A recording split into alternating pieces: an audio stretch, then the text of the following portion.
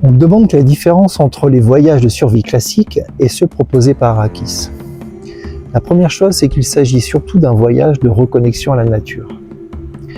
À travers des gestes simples, comme construire son abri, installer son hamac, aller chercher sa nourriture, filtrer son eau, c'est une manière de se réancrer et de devenir plus résilient dans le futur par rapport aux situations problématiques de la vie quotidienne. La deuxième chose, c'est qu'on le fait dans le cadre, sur le territoire en fait, d'un peuple autochtone. En l'occurrence, cette année, nous le faisons chez les Waorani, un peuple d'Amazonie. C'est une manière aussi de découvrir leur façon de vivre dans un milieu que nous considérons comme étant hostile.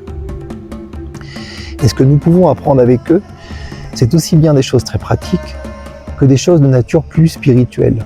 Leur manière de concevoir le monde, leur manière d'affronter les problèmes auxquels ils sont confrontés. Et la dernière chose qui me semble fondamentale, c'est que ces voyages permettent un véritable changement en soi, une véritable transformation, dans la mesure où ils travaillent énormément sur la question du groupe. C'est-à-dire que nous souhaitons travailler avec ce type de voyage-là la question de la convivialité et du sens du collectif.